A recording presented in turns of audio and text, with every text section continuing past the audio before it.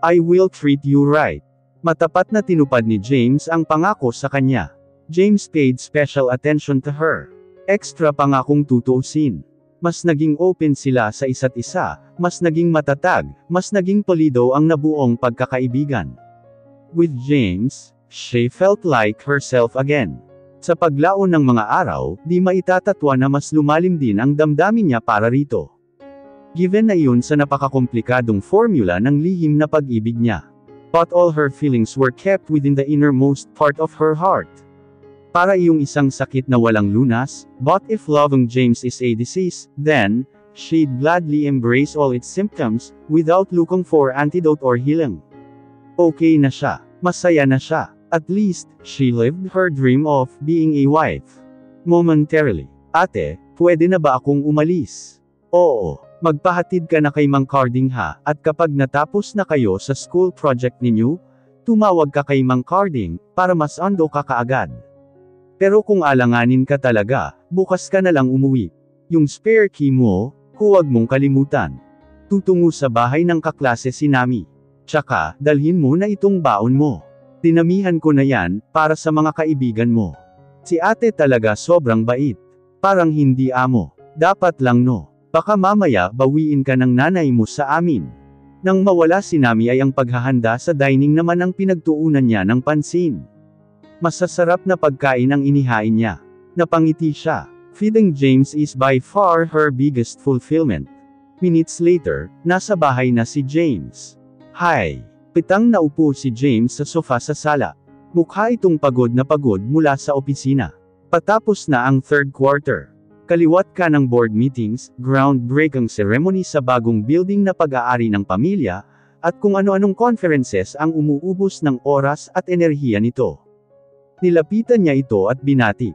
Hi! Bahagya lang itong nagmulat at ngumiti sa kanya. Mukhang pagod na pagod nga, at panay pa ang paghilot nito sa sentido. May masakit ba sa'yo? Just a slight headache. Nothing serious, Patrice.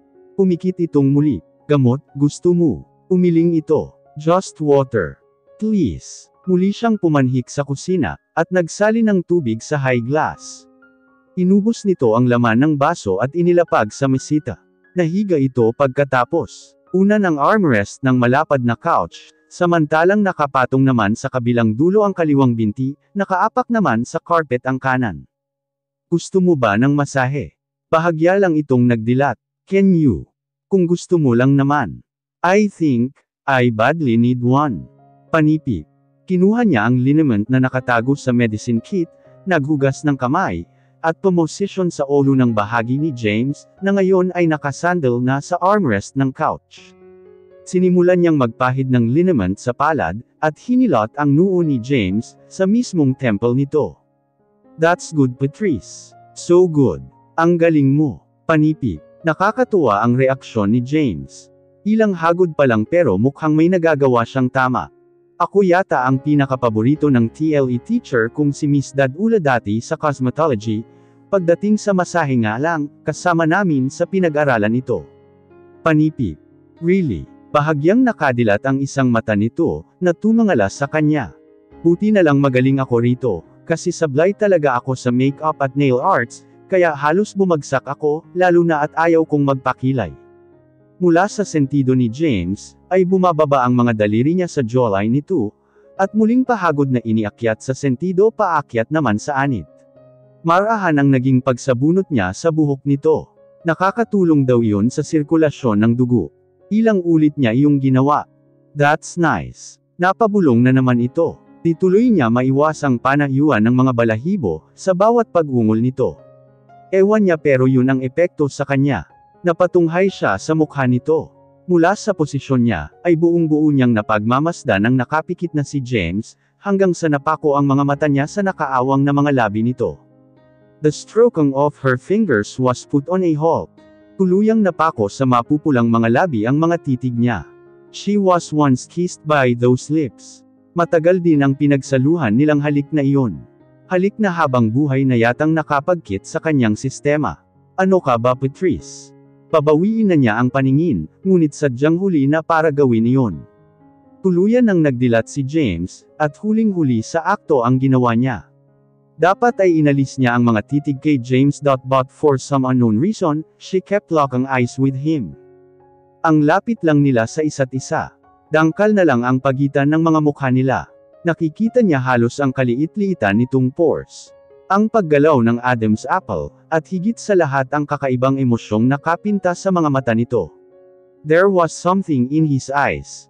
Naramdaman na lang niya ang pag-angat ng palad nito, na humaplo sa kanyang pisngi.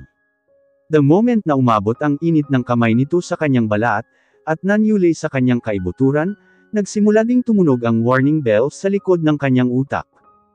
Iiwas mo ang mga mata mo, Patrice. But the magnetism of James' gazes rendered her motionless.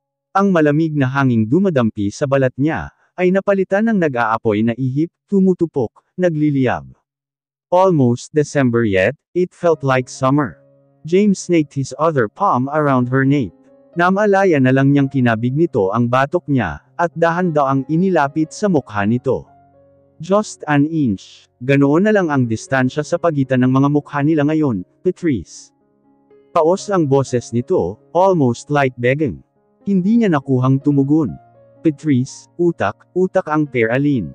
Pero tila lumampas ang utak niya mula sa kinalalagyan nito. Wala siyang ibang ginawa kundi magpatianod. Ang dibdib niya ay pinamamahayan ng antisipasyon. Nang di mawaring kaba, umaalon iyon, di niya masawota. Hanggang sa tuluyang naglapit ang mga labi nila. Hindi gumagalaw ang mga labi ni James sa ilalim niya. Tila nanunukat lang. Ramdam niya sa balat ang mainit, at mabango nitong hininga. Nakaliliw, nakakatupok, na ang tanging nagawa niya ay ang pumikit, at maghintay sa susunod na kaganapan. Nang walang makitang pagtutol sa panig niya, ay tuluyan ng gumalaw ang mga labi ni James. Hamagod at dinampyan ang pang-ibaba niyang labi. It was a gentle brushing of his lips, yet it set her body on fire. Nakuha pa niyang ikulong sa dalawang palad ang mukha ni James, signaling for him not to stop. Oh, God! Too weak to resist temptation. Gumalaw na rin ang bibig niya. Ginaya ang paraan ng mga hagod ni James sa kanya. And so their kisses deepened. Ang halik na sa simula ay banayad at dampilang, ay naging malalim at mapang-angkin. Lahat ng sulok ng kanyang bibig, dinama ni James. Dinampi-dampian, marahang tila kinagat-kagat. At ang tunog ng pagsasalpukan ng mga labi nila, ay mas nakakadagdag ng init sa kanya. It ignited sensations foreign to her being. Naroroong sipsipin ni James ang mga labi niya at kagat-kagatin. He even traced her lips with his tongue, like he was sweetly licking some candies. Nakakapugto ng hininga ang bawat pananalasa nito. Nakakabaliw. Kapwa nila habol ang kanilang paghinga, nang pansamantalang pakawalan ni James ang mga labi niya. James looked at her intently. Brushing her lips with his thumb, he said, "Tell me it's wrong. This is so wrong but it feels so right." Napipipi ang rason, nagsusumigaw ang utos ng damdamin at pagnanasa. Tell me to stop bago ako makagawa ng pagkakamali sa iyo, halos paanas na nitong turan. Gusto ba niyang tudukan ang nakakadalang tagpong ito? May kikinig ba siya sa sinisigaw ng utak o ng ibinubulong ng puso? She was at war. A war she knew she couldn't win. And when she saw that fire in his eyes again, she drowned in this pit of sensual desire. Tell me to stop bago ako makagawa ng pagkakamali sa iyo. Pinibigyan siya ni James ng pagkakataong umatras. Nang walang pagtutol mula sa kanya, ay tuluyan ng humulagpos ang pagtitimpi ni James. He cursed under his breath. Bumangon ito mula sa pagkakahiga at nilapitan siya. Malapit lang ang pagitan nilang dalawa. Dalawang hakbang lang ngunit bakit iba na ang pakiramdam niya, tila tumigil sa pag-inog ang mundo niya, at ang tanging naririnig ay ang marahas na pagtibok ng kanyang puso. James stepped towards her without breaking their eye contact. Nang tuluyang nakalapit ay ilang segundo pa niya itong tiningala. There was something in his eyes. Some kind of fire. It was desire and lust. Kagaya ng umaalipin sa kanya ngayon. Okay, Patrice. That should have indicated his last warning. Naramdaman na lang niyang umangat ang katawan niya sa upuan. Kinarga siya ni James sa matitipunong mga bisig nito. The next thing she knew, lumapat ang likod niya sa malambot na sofa. Pumaibabaw si James sa kanya. Itinukod ang magkabilang bisig sa tagiliran niya. His huge frame blanketed her petite frame. Dapat ay natatakot siya sa posibleng kahihinatnan ng pagpapaubaya niyang ito, pero mas nanag ang antisipasyon sa kanyang puso, mas nagsusumidi ang tawag ng kapusukan. I am giving you a chance to say no, Patrice, because right now, all I am thinking is taking you wholeheartedly. Tuwid siyang tinunghayan ng matitiim na mga mata nito. In her right frame of mind, dapat siyang tumanggi. However, James was an infinite force that enveloped her whole being. He rendered her desiring for something so intangible she couldn't name. Natuklasan na lang niyang umangat ang kamay niya, at hinaplos ang pangahang mukha nito, at marahang hinagod ang mapupula nitong mga labi sa pamamagitan ng hintuturo. Tuluyang napugto ang gahiblang pagtitimpi ni James. He cupped her face, iniangat ang baba niya, at muli nitong sinakop ang kanyang bibig. Mapusok, mapaghanap na may kasamang tila pag-ungol. James bit her lower lip, making her open her mouth, giving way for his soft, hot tongue to enter her mouth. Naliliw siya sa paraan ng halik na iginawad ni James. Nakakawala ng ulirat ang paggalugad ng bibig niya, tila ayaw tantanan sa paglalakbay ang lahat ng dakong marating nito. Sumisip-sip iyon at tinuruan ang sarili niyang dila kung paano gumalaw. She felt so heated that she responded with the same fervor. Natagpuan niyang kahit si James ay napapaungol sa pagtumbas niya ng intensidad ng mga halik. Matagal ang naging halikan nila. Humihinto lang kapag sa sagap ng hangin. "Oh Patrice," he murmured on her skin as he temporarily left her lips. Bumaba ang bibig nito sa kanyang panga, paakyat sa kanyang earlobe, at marahan niyong kinagat-kagat na nagpakiliti sa kanya, at napapsabunot sa ulo nito. James is a multitasker, mapangahas na naglalakbay na rin ang kamay nito sa kanyang balat, caressing her skin while he trailed kisses on her bare neck. Naroroong tudyo-tudyuan ng halik, kagat-kagatin at dampian nito ang leeg niya. The stinging effect of his stubbles on her skin heightened the pleasure. God! Inaalipin na siya ng kamunduhan. Silang dalawa ni James, na napuno ng mga ingay ang kabahayan. Ang eskandalosong tunog ng mga halik nito na hinaluan ng impit na mga tunog, musikang nang ibabaw sa katahimikan ng gabi. Hindi niya malaman kung paanong nangyari, ngunit natuklasan niyang naalis na nito ang damit niya. Kung paano siya nahubaran ni James, ay hindi niya ma-worry. Akmang tatakpan niya ang kanyang dibdib, ngunit maagap na nasakop ni James ng kamay nito ang dalawang braso niya sa kanyang ulunan. "You're beautiful, Patrice. So perfect." Nagbabaga ang mga titig nitong hinalman ang kanyang tagiliran ng daliri. Nahigit niya ang hininga ng namaybe iyon, paakyat sa kaliwang dibdib niya, at nakagat niya ang labi. Nang walang babalang hinawakan ng mainit na palad ang kanyang dibdib, habang sinusundot ng hinalalaki ang naninigas niyang tuktok. Mahina siyang napabulong. His fingertips did magic, it sent a wave of sensation down to the tiniest of her body, nanyuli iyon patungo sa kanyang puson pababa pa sa gitna ng kanyang katawan. Ramdam niya ang tila pamimintig ng kanyang katawan. "God, I felt heat in my body." "James," paos ang boses niyang tawag rito, habang namumungay ang mga matang tiningala ito. James met her eyes with his fiery gazes. Lust was written all over his face.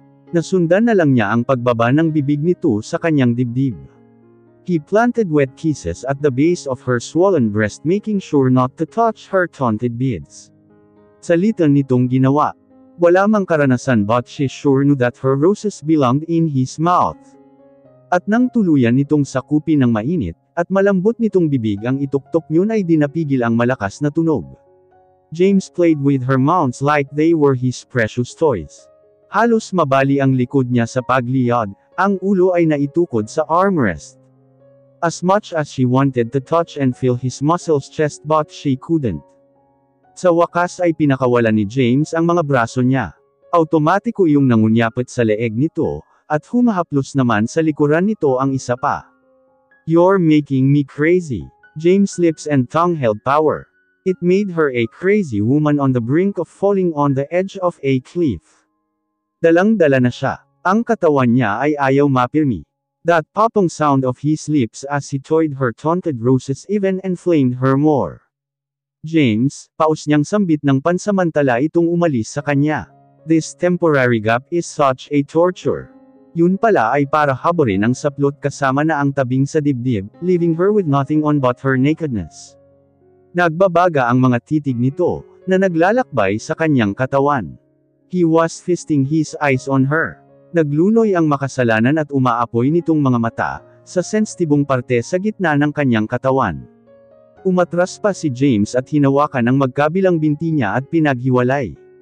She felt so exposed and naked as an infant, and ashamed.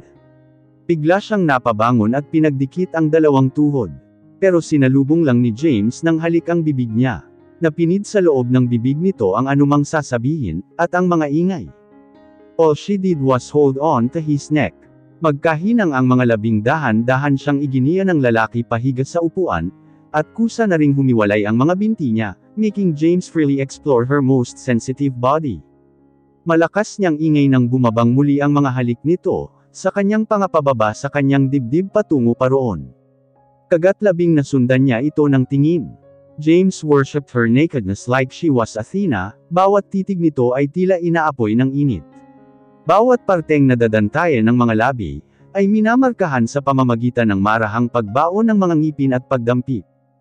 Eyes locked with hers, James moved farther downwards, until she felt his ragged breathing on her skin. Way down there, parang nag-isang kumpas ang kanyang mga balahibo, tila kagaya niyang napipigtas sa antisipasyon. Walang pasubali, she whimpered in ecstasy as she felt his hardened tongue exploring her sweet skin. Lips, fingers all created havoc in her. Nilalagnat ang pakiramdam niya. Umaapoy siya sa init. No one had ever done this to her than this beautiful man. Oh God, James. Napamulagat ang mga matang napatingala sa kisame, as she felt a surge of heat down her body. Parang may bubulwak na kung ano na hindi na niya maunawaan, kasabay ng panginginig ng kanyang kalamnan. Napahawak siya ng mahigpit sa buhok nito. Let it go, babe. Don't hold back. Napakamakapangyarihan ng utos ni James. Pumulusok ang mainit at malapot na likido sa gitna ng kanyang katawan, na nagpaguhit ng ngiti sa mga labi ni James. It was her very first. Nakakapanginig pala ng tuhod. Nakakawala ng ulirat. Napapagod siya. Tila gusto niyang matulog. I guess, you're ready. Tumayo si James at hinubad ang lahat ng saplot. Standing in front of her, sweaty and proud. Tinaga ng takot ang dibdib niya lalo na nang mapadako ang mga mata niya sa katawan nito. Tama nga ang mga babaeng iyon, may maipagmamalaki si James. Pumosisyon si James sa kanya. Itinukod ang kanang siko sa kanyang gilid. The sensation was so blinding. May gusto siyang marating na si James lang ang tanging makapagdadala sa paglalakbay na iyon. And she so badly needed him. God, ganito niya ito kamahal at gusto niyang isuko ang lahat-lahat sa kanya. Wala siyang etitira. Beyond lust, may pagmamahal sa parte niya. Kinabig niya ang batok nito palapit sa kanya. She wanted to own those parted hot lips. But James was such a tease. Pinagdikit ang mga labi nila, ngunit wala itong senyales na pagbibigyan siya. She grew desperate by the minute. She was aching for more. She found herself moving her hips upward enough to meet his. Pero mas lalo siyang inuuhaw ng lalaki ng bahagya nitong ilayo ang sarili. Sa kaibuturan ng kanyang isip ay gusto niyang magmura. James, she pleaded. A wicked smile flashed on his handsome face. He leaned his forehead against hers, his warm breath against her lips, in just a snap of a finger, pinag-isa ni James ang mga katawan nila. Matinding kirot ang naging gantimpala niya sa unang pagpapaubaya. Napaigik siya ng malakas, napapikit siya daan upang maglandas ang namuong luha sa gilid ng kanyang mga mata. Patrice, napilitan siyang nagdilat. May bahid ng concern ng mga titig na sumalubong sa kanya. Tila hindi ito makapaniwala sa natuklasan. You're innocent. Kasalanan ba ang magkaroon ng buong puri? Ayaw mo ba ng walang karanasan? Nakuha niyang itanong sa kabila ng kirot at hiya, no. Maagap nitong sagot, saka siya masuyong hinagkan sa noo, at tinuyo ang mga luha niya sa pamamagitan ng bibig nito. You just don't know how happy you made me, babe. Babe. Nakakangilo sa pakiramdam ang ginamit nitong endearment. O sadyang nilalasing siya para buong makuha ang kanya. Isa pang halik ang iginawad ni James sa mga labi niya. Pinapayapa siya. Now, let me take you to heaven. Magkahinang ang mga labing muling umarangkada si James. Walang pasubali. Ramdam niya ang hirap nito. Pamatak sa mukha niya ang naglandas na pawis sa noo nito. Another dip at halos bumaon siya sa kutson. Napakapit siya ng husto sa malabakal nitong katawan. Ang kanyang mga binti ay kusang lumungki sa makitid nitong baywang. Patrice. She could have begged him to stop but she won't. Titiisin niya ang anumang kirot, alang-alang sa lalaking mahal niya. Isa pang malakas na puwersa at tuluyang napunit ang kaloob-looban niya. Pain enveloped her being and all she could is hug him and beat him on the lips. Nalasahan niya ang mainit na likidong sanhi ng pagkagat niya. Pero imbes na masaktan, ay tila nagiging mas mabangis na leon pa si James na angkinan siya. She felt so stretched and invaded and pained. But James had a way to expertly toss her uneasiness away. James' hand made his way to her swollen skin while he nibbled her jawline. Kinagat-kagat ngunit hindi siya nasasaktan. Paano ba niya iinde ng sakit kung inaalipin siya ng sensasyon ng ginagawa nitong pagpisil sa kanyang balat? Ang isa pa ay humahaplos sa kanyang binti. Hindi naglaon ay pumalit ang nakakakiliting sensasyon. She grew desperate. Alam niya, matapos ang gabing ito ay magiging hangkag na ang pakiramdam, kapag hindi nararamdaman si James sa katawan niya. She will be addicted to his scent, to his touch and kisses, because right now she wanted more. James. Mahina niyang sambit sa pangalan nito. Yes, baby. Paos ang boses nitong sagot. Halos pabulong sa kanyang tenga shyly, she begged. Kumakagat-kagat sa kanyang leeg na gumalaw ito sa kanyang tabi. Unti-unting naghari ang kakaibang tamis, pumalit sa kanina lang ay hirap. A complete innocent, natutuhan niyang sabayan ang bawat ginagawa nito. Hindi na lang siya basta tumatanggap. Sumasalubong na rin. Hindi na niya maintindihan ang katawan niya, tila pag-aari na ng iba at kahit ang mga daing niya at nagiging estranghero. She was caught in a frenzy. Kung saan-saan bumabilang ang ulo niya, at halos magsugat ang labi niya sa mariing pagkagat. Ibinaon ni James ang mukha sa leeg niya at yakap nila ng mahigpit ang isa't isa, naging mahina ngunit malalim ang paghinga nito. Nangunyapit siya ng gusto. Patrice. James. Singing their names in one final and heaven exploded in her eyes. Tila may mga makukulay na paru-paro sa paligid. Flowers were everyone. Rainbow was beaming. Ramdam niya ang estranghero at mainit na bagay na pumuno sa kanyang katawan. Hinihingal sila kapwa na yakap pa rin ang pawisan, at nanlalagkit na mga katawan. Lumipad sa utak niya ang alalahanin ng inilibing ni James ang mukha sa leeg niya at bumulong, that was great. God. Patrice, in hoarse voice he called her name. I want more. More of you, Patrice. Nagising si Patrice na may kakaiba sa katawan niya. Kahit ang kinagis ng silid kinaumagahan, ay naging estranghero din. Kulay itim na lampshade na nakapatong sa bedside table katabi ang cellphone, na sigurado siyang hindi kanya at isang panlalaking relos. Napapikit siya ng mariin nang lumiwanag sa kanyang utak ang kinaroroonan. Nasa silid siya ni James, nakahiga sa mismong kama nito, wala pa ring kasuotan siya sa ilalim ng comforter. Nanlalagkit ang pakiramdam niya, lalo na sa kanyang pang-ibaba, at tila may naninikat na estrangherong amoy sa kanyang balat. I want more of you, Patrice. Matapos siyang angkinan ni James sa sala kagabi, ay binuhat pa siya nito paakyat ng silid nito. Saksi ang apat na sulok ng silid na ito, kung paano siya nagpaubaya sa lalaki. She had finally become a woman in his arms. Hindi lang minsan siyang nagpagapi sa kapusukan. Paano ba kaya niya pakikiharapan ngayon ang lalaki? Siya pa man din ang nagsabing walang dapat na mamagitan sa kanila. Nakakahiya, kay dali niyang bumigay. Sa bawat hirit ni James, wala siya ni katiting na pagtutol. I know you're already awake. Napakapit siya ng matindi sa kumot, na nakatabing sa kanyang katawan. Kagat niya ang pang-ibabang labi. Nasa mismong tabi niya si James. Bahagya pang ang lumundo ang kama tanda na gumalaw ito. Hey! Parang nagsisitayuan na naman ang kanyang mga balahibo, sa sandaling damante ang mainit na palad nito sa braso niya. Bahagya siyang napakislot. Good morning. Heto na naman, pinapatay na naman siya sa malambing, at tila paos nitong boses. Yung tila nang aakit. Umagang-umaga nag-iinit na naman ang mukha mo. Ayaw mo man lang ba akong harapin? Either way, kailangan niya itong pakiharapan. This is it, Patrice.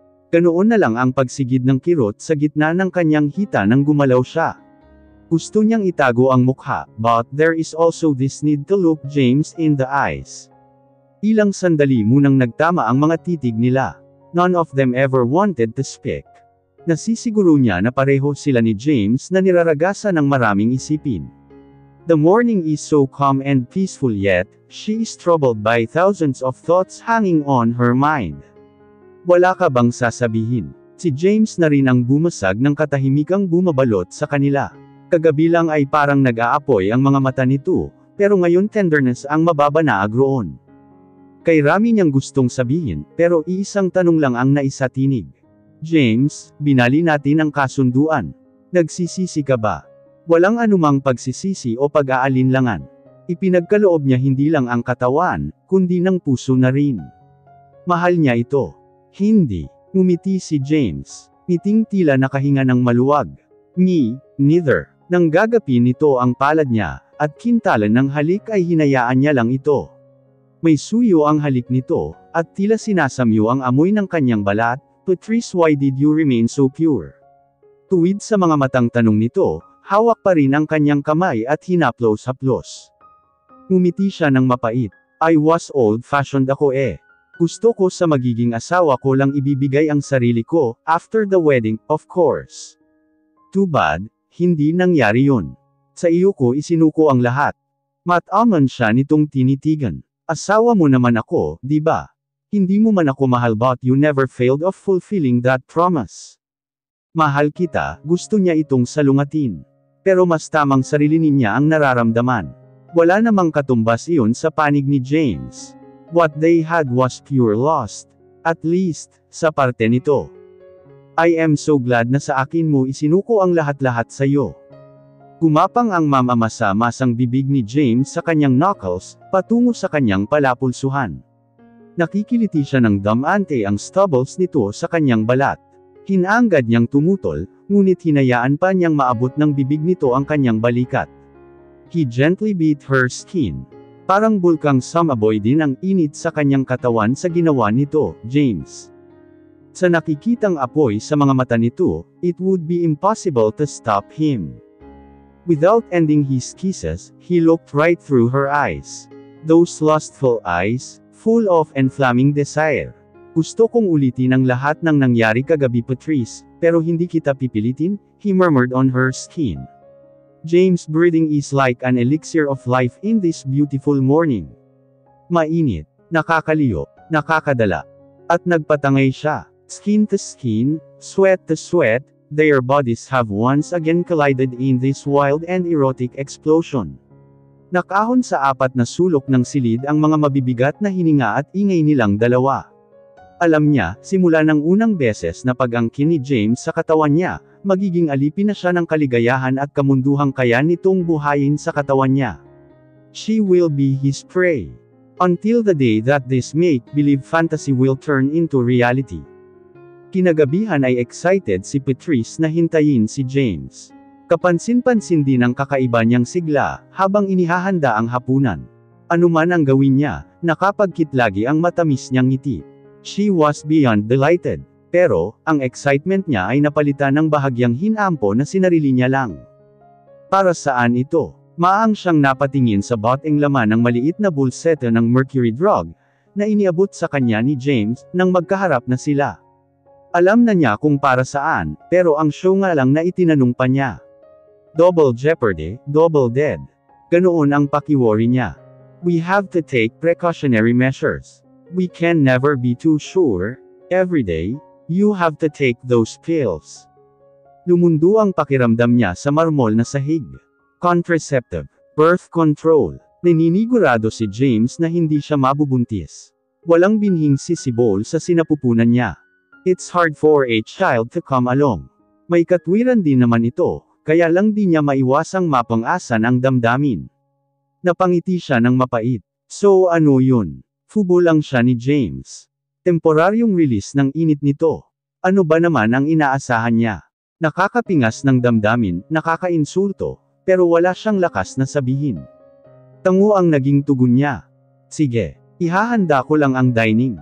Iniwan niya ito. Mabilis ang naging paghakbang niya. Gusto niyang itago ang disappointment. Pagkarating sa kusina kung saan siya kukuha ng dining implements, ay ilang sandali muna siyang tahimik na nakahawak sa gilid ng counter at tumungo. Ate, okay ka lang? Sinikap niyang huwag malaglag ang nangingilid ng mga luha. Oo naman. She faked a smile as if everything was sweet and colorful. Kapangrara ng pait sa puso niya. Hinamag niya ang sarili, pinayapa ang damdamin, at pilit na nilangkapan ng sigla ang mukha. Ate, sem break na namin bukas. Magpapalam sana akong umuwi sa amin. Kasalukuyan ang nagsasali ng steamed vegetable sinami sa puting platter. Saan ang sa inyo? Tanong niya na kasalukuyan ding naglalabas ng mga baso sa drawer, at ipinatong sa tray. Sa Laguna po. Aside sa sem break, birthday din po kasi ng nanay ko. May pamitik na ideya sa utak niya. Isama mo naman ako. Namilog ang mga mata ni Nami. Hala si ate. Baka di ka po payagan ni kuya. Ano siya preso? Basta sasama ako sayo. Aalis ka. Si James, may kunot sa noo. Nakapamulsa habang nakatitig sa kanya. Akala niya ay umakyat na ito at nagpalit ng damit, pero nakapang-opisina pa rin ito, tinanggal na nga lang ang coat, pero nakanektay pa rin. Oo, simple niyang sagot, at ipinagpatuloy ang nabonding pagsiset ng mesa sa dining, na tanging ang island counter lang ang humihiwalay sa kitchen. Hindi man magangat ng tingin, pero ramdam niya ang mga titig nitong bumabaon sa kanyang mukha. Maupo ka na. Di pa rin niya ito tinitingnan, habang nagsasandok ng pagkain sa pinggan nito. Kumain ka na rin, Nami. Mamaya na ako, ate. Mag-iimpake lang muna ako. Sige po, ate, kuya. Nalagyan na niya ng pagkain ang plato ni James, at nasalinan na rin ng tubig at juice ang 2 glasses. Siya naman ay kumuha ng tubig, at sinadyang sa harapan mismo nito. Uminom ng gamot. James just kept on staring at her, magnified by her silence. Tinakpan niyang muli ang bote at tumayo. Ayaw mong mag-dinner. Busog na ako. Nakakabusog pala itong pills. Kung pasaring man, di niya maiwasan. Umakyat siya sa itaas at nag-shower. Tinext niya na lang si Nami na ito na ang magligpit ng mesa. Sinabon niyang maigi ang sarili. Dapat lagi siyang mabango ngayon. Napapikit siya. Pinilhan nga siya ng pills, kaya malamang sa hindi ay may balak pa itong ulitin ang lahat ng naganap sa kanila. Plastic siya kung sasabihin na ayaw na niya. Tinapos niya ang paliligo, at nagpalit ng pantulog. Maayos niyang tinupi ang pinagbihisan, at itinali sa rubber band ang mahabang buhok. Paglabas niya ay nakita niyang nakaupo na si James sa sofa, nakatukod sa magkabilang hita ang 2 siko. Nakapagbihis na rin ito. Puting t-shirt at boxer shorts ang tanging suot nito. Well, di na nito kailangang itago ang alindog, nakabuyangyang na nga iyon sa kanya kagabi. Nilampasan niya lang ito, at nagtuloy sa kinalalagyan ng laundry basket. Kumuha din siya ng hanger at isinabot ang minsan pang nagamit na tuwalya. Sa bawat galaw niya ramdam niya ang nakasunod na mga titig ni James. Bumabaon sa kanyang sistema. May kailangan ka. Makalipas ang ilang sandaling katahimikan ay tanong niya. Mailap pa rin ang titig niya. Ba't hindi mo sinabing aalis ka? Naupo siya sa harapan ng dresser, at hinagilap ang suklay. Pinalaya niya ang buhok mula sa tali, at nagsimulang magsuklay. Ipagpapaalam ko rin naman. Sorry ha, hindi ko alam bawal palang umalis, na hindi magpapalam sa'yo.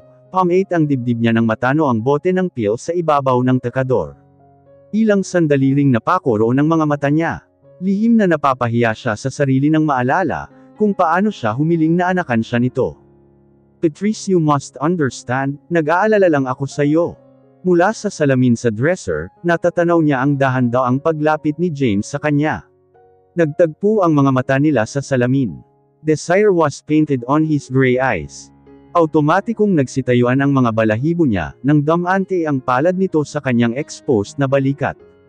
Spaghetti strapped house dress lang ang suot niya, litaw pa nga ang mga markang iniwan ni James kagabi, at kaninang umaga. Napalunok siya ng dantayan ng daliri ni James ang isa sa mga yun, kinokopya ang hugis. Sa mukha nito ay tila naruroon ang pagmamalaki sa obrang nilikha nito sa kanyang balat. Gusto niyang lumayo but she stiffened. Kahit ang mga titig ay nahihirapan siyang alisin.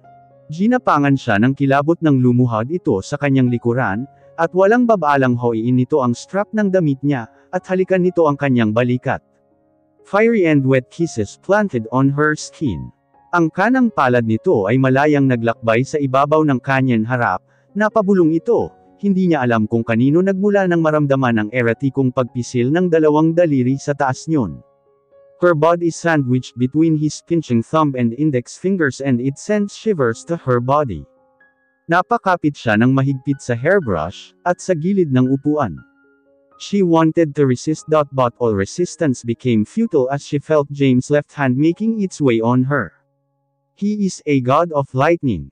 Sa isang iglap lang ay naitaas na nito ang lelayan ng kanyang damit, at marahang minamasahe at dinadama ang kaumbukan niya. Naging malikot ang mga kamay nito sa kanyang ibaba. James, hawak niya ang braso nito. Galit siya, hindi ba? Pinagdikit niya ang mga bintike sa hodang may pit doon ang kamay ni James. He momentarily stopped, nakipagtitigan sa salamin. Nanunukat, hinihintay nito na tahasan siyang tumutol. But how could she? Isang matiim na titig lang nito, ay tinatangay ng hangin ang rason. Instead of pushing him away, nabitiwan niya ang suklay. Lumikha ng malakas na taguktok sa sahig ang pagbagsak niyon. As fast as lightning, nilingon niya ito, ikanawit ang dalawang braso sa leeg nito. They kissed, torridly and hurriedly, na tila ba may humahabol sa kanila. Kakaiba kesa sa unang mga halik ang naging paraan, ng pagpapadama ni James ng mga sensasyon sa kanya. His kisses were fiery, rough and wild. And she liked it. Naging mabilis ang sumunod na mga tagpo. The next thing she knew hubot-hubad na sila ni James sa ibabaw ng kama. Once again, she offered her body to James. Wholeheartedly, she gave in. Walang silbi ang pagtitimpi. Mas aling lang ni James ang dulo ng daliri niya, ibigay na siya. Ngayon niya napatunayan, she has become James' prey, he enslaved her into this sensual madness. Patrice, paos at tila nahihirapang paghinga nito habang yakap siya ng mahigpit. Ang higpit ng yakap sa kanya halos bumaon na siya sa higaan. Pero malayo siya sa nasasaktan. James swayed her into this erotic paradise where she only felt desire and wild passion. At nang natapos ang paunang pagtatampisaw sa kaligayahan, kapwa nila habol ang kanilang paghinga. Labord breathing whipped her neck. Ramdam niya ang magkahalong dagta nila sa kanyang ibaba. Pati ang nanlalagkit na pawi sa kanilang mga katawan. It was never smelly. It was even fragrant to her smell. Ilang araw, he asked habang pinaikot-ikot ang daliri sa kanyang braso. 3. Hindi pa siya sigurado pero yun ang naisagot niya. Pumabalik na naman ang pills sa utak niya.